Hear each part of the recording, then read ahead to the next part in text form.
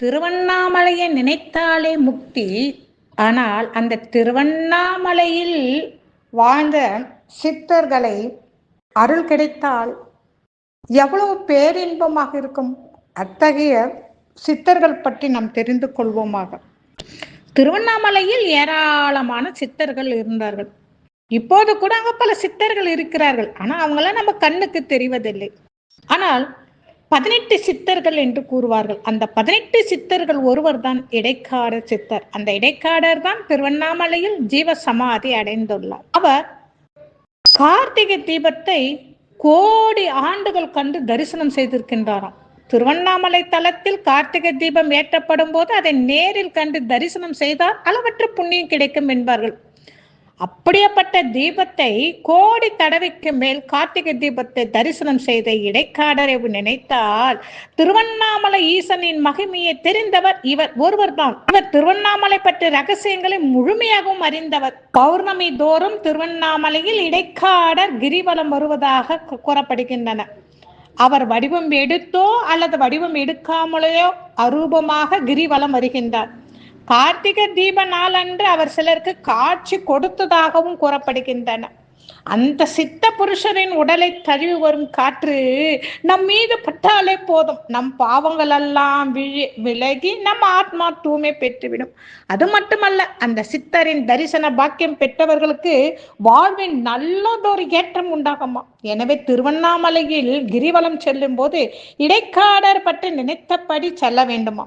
அவர் ஆசை வேண்டும் என்று கேளுங்கள். உங்களுக்கு யோகம் இருந்தால் நிச்சயமாக இடைக்காடர் தரிசனம் உங்களுக்கு கிடைக்கும்.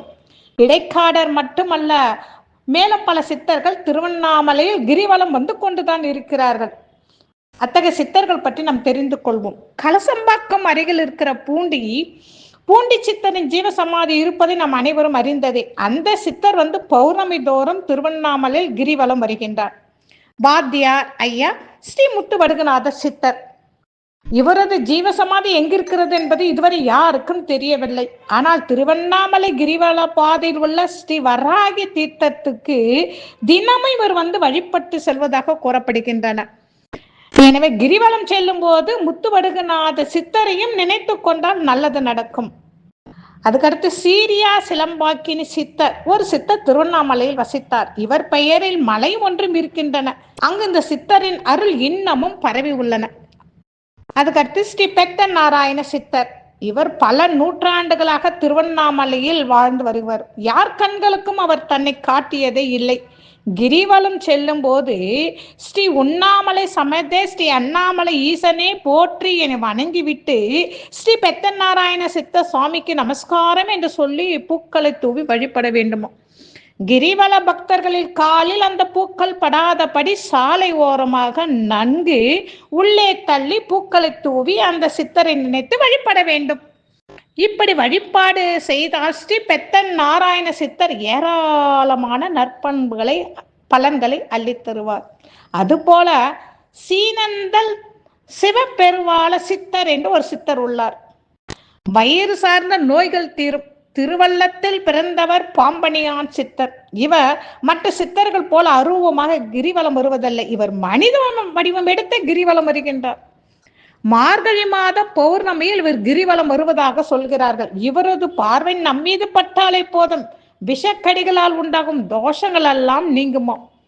ரோகிணி, திருவாதிரை, பூசம், உத்தரம், உத்ராடம், திருவோணம், அவிட்டம், சதயம், உத்ராட்டாதி ஆகிய நட்சத்திர நாட்களில் கிரிவலம் வருபவர்களுக்கு கணத்தங்கனா சித்தர் அருள் சகல நோய்களும் தீரும்.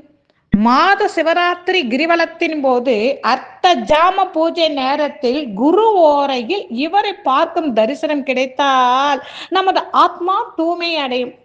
இவர்களை போல கணக்கற்ற சித்தர்கள் பெருமக்கள் திருவண்ணாமலையில் தினம் தினம் கிரிவலம் வந்து கொண்டுதான் இருக்கிறார்கள். கிரிவலம் செல்லும் போது அந்த சித்த பெருமக்கள் நினைத்து கொண்டு நடந்தால் நிச்சயம் நல்லதே நடைபெறும். கிரிவலம் செல்லும் போது யாராவது ஒரு சித்தரை பற்றி மனம் உருகி பிரார்த்தனை செய்தால் அவர்களுடைய அருள் நமக்கு நிச்சயமாக கிடைக்கும்.